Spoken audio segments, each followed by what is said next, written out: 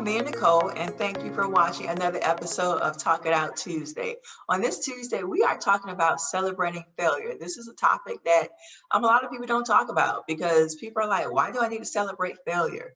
A lot of people don't want to discuss failure because it's often looked at as embarrassing. It also makes people feel ashamed. And it also makes people feel like what they did was probably not what they were meant to do. I don't know. What do you think about failure?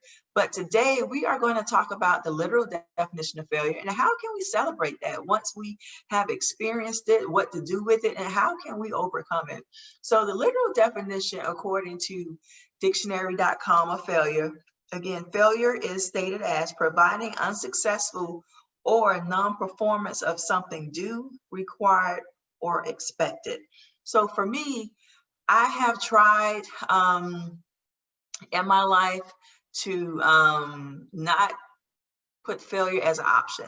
I try and do everything I can to make sure that whatever task I am undertaking is something that I was called to do, and it's something that I have tried to research and really understand what it is that I'm doing. Again, that's not a fail-proof approach, but that's something that I try and do to make sure I've done all that I can to succeed at that task. Now, if things happen and I'm not able to do that, then there are some things I need to go back and look at. What are some of the lessons learned from that experience? What did I do that I might have could have done better?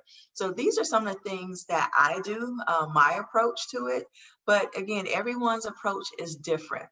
And when it came to this topic, celebrating failure, it's something that, again, that people really don't talk about. And we have to realize that failure is a part of success. It's not the opposite of success. And I put that exact quote on my Facebook page a few weeks ago. I don't know who wrote it, but it said that failure is not the opposite of success, but it is a part of success. And many successful people have failed before they have gotten to that end result. Microsoft, Apple, there's a lot of trial and error that goes into being great that a lot of people really don't appreciate. A lot of people really don't see the hard work that goes behind that final product. But I think it's important to understand what happened during that middle phase, because the middle phase is where you learn. The middle phase is where you get your understanding from. And thinking about this topic, I've thought about my life over these past 40 years and just thought about different situations where I maybe could have made better decisions, different situations where I may have made mistakes. And one situation in particular that happened recently prior to the pandemic, as you all know, I'm the owner of Elegant Occasions Event Center. And during that time, I was hosting an event in February. I was not present for the event, but after the event, I spoke with the client, and the client told me that she did not have a great experience at Elegant Occasions with one of my staff members. Now, I try and follow up with my clients after the events to see how their event went if I wasn't there, and to see what are some things we did right, what are some things we might have did wrong, and how we can correct those things. And with this one particular client, I found out that she didn't have a pleasurable experience. Basically, her and my assistant had an exchange of words, and she didn't agree with some of the things that my assistant was doing. And unfortunately, I had to address that situation as the owner. Again, physically I wasn't there, but as the owner, I'm still responsible for ensuring that my clients have a great experience at Elegant Occasions. Of course, that's not always the case across the board. We unfortunately do miss the mark sometimes, but I think it's important to recognize when we do, to address it and to correct it. Talking to that client, she said that I just really didn't enjoy my experience at that event. It was her birthday party, and she said that I felt that their interaction with my assistant at the end, where they kind of got into a little argument regarding something, and she said that kind of put a damper on my whole event. And when I say that hurt me to my heart, it did, because that's not the type of business that I run. That's not the type of service that I offer as a business owner. And it just hurted me that I couldn't provide that in that situation. Birthday parties, weddings, these are things that we only experience one time and on a particular date. So there's no do-overs there. So we have to make sure that everything that we do is right. Everything that we do is to the best of our ability. And when we know we don't do something right, we correct it. So in that instance, I felt that I failed her and my promise to provide great customer service, to provide an elegant and a memorable event experience. I was not able to deliver that. And that's something that I had to deal with and that I had to correct. Before I make any decisions regarding anything, of course, I always submit it in prayer. But then after that, I talked to my assistant and asked her what happened, got her side of the story. And then I made my own decision. Unfortunately, that employee is no longer with us. But from that experience, I was able to learn that sometimes you have to make a difficult decisions and sometimes we don't get it right. And that goes back to maybe having better employee training, which I have taken the steps, of course, to reiterate the importance of customer service and to talk to my assistants about customer service and to make sure that we are providing the level of service that we are known for. And again, if you read our reviews online, all of them are not 5-star reviews. There are some clients that had an experience at Elegant Occasions that wasn't pleasurable or anything like that, but that's something that happens with all businesses. And again, with those clients, I did the same thing. I called them, I talked to them, tried to figure out what exactly the issue is. Now, granted, some people, that's just their experience. That might be just how they are. It's not necessarily on the business or the individual. But again, we still do what we can to address it, to make it right, and to learn from that experience. Now, when it comes to celebrating failure. Celebrating failure is something that we really don't hear too much of. This interesting quote I found from Thomas Edison, it says, "I didn't fail 1,000 times when I created the light bulb. The light bulb was an invention with 1,000 steps." So that takes me back to finding the positive. Finding the positive. So when you're celebrating failure, one of the things to do is have a positive mindset. Take a step back, relax, breathe, and just think about the situation in its entirety. Think about the things you did right.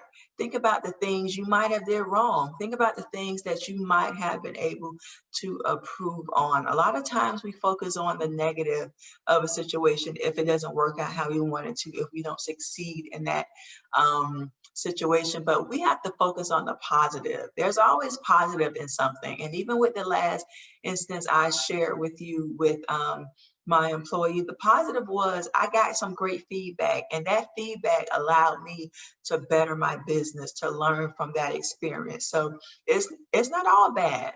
It's not, but we have to keep in mind that there's positive in the midst of it as well too. Another thing, let that failure be a motivator for us to do better. Again, that motivated me for my future events to make sure that we didn't have these same problems, to make sure that our customer service was top notch and that we could provide the service that we are known for. And that included making some employee adjustments, okay? And maybe I need to be more present at some of the events, which I have taken steps to be there. I can't be there for all the events, but just being more present, letting the customers know, hey, I'm here. Although I might not physically be here, I'm available. You can call me, you can ask questions or something like that. So just doing better and making sure that that next customer has the experience. And that's one of the things that the customer told me. She was like, you know, I believe in your business. I believe in what you're doing. And I don't want this to reflect negatively on you, but I want you to learn from this experience. And that I did. Also, overcoming the fear, not really being gripped by failure, but understanding that it's something that possibly can happen. When I first opened Elegant Occasions Event Center, I was terrified. I didn't know if this was going to work at all, but I didn't let that failure, that fear of failure, stop me from pursuing a goal, stop me from achieving success, stop me from opening Elegant Occasions Event Center. And 6 years later, we're still here by the grace of God. And I'm glad that I did not let failure even prevent me from, say, inquiring about that retail space, going to find out about how to open an event center. Because unfortunately, this is something that affects many business owners. Their ideas, their businesses, their dreams don't even get off the ground because they can't overcome that fear of failure. Again, there's no failure in trying at all. I think the greatest failure is not trying, and the greatest regret, again, is not trying. So I would rather try and fail at something than to not try and then not know exactly what's going to happen. Also, just realizing your potential. This helps me to realize my potential, realize what I can do. Okay, so if I can open an event center, I've been open for 6 years, that means I can open something bigger, something better down the line. I've been through the ebbs and flows of businesses. I've been through the challenges. I've had some failures. I've had some lessons learned. But this is something that helps me realize at the end of the day that I can do it. And that's something that we all need to know, is that at the end of the day, we can do it. And some people don't know that. Some people don't feel that. But this is something that you have to know. And the only way to know is by trying. And lastly, celebrate yourself. Celebrate yourself and your path to overcoming your failure and celebrating your failure. Celebrate yourself. Last week, after I did the measure of success, it made me look at my life. And it's funny when you read about yourself or hear about yourself or hear yourself just talking about things that you've done. It's like an out of body experience. And in that experience, I realized that I have done great things in my life. I am blessed to be where I am. I definitely am. I do not take that for granted. But oftentimes we take ourselves for granted. When anyone's on an acceptance speech or getting an award or something, we always thank other people and we concentrate so hard to make sure that we name everybody on the list. Everybody, but we forget time and time again to name ourselves. And ourselves should be the first one on that list, because without us, none of that would have been possible. Yes, we appreciate the encouragement, the prayers, the support from our friends and families and colleagues, but at the end of the day, it rests on you. I remember when Snoop Dogg got his star on the Walk of Fame, he made so much buzz in the news because he actually said, you know what, I want to thank myself for this award. And people was like, what? But when you think about it, it's something that we don't do.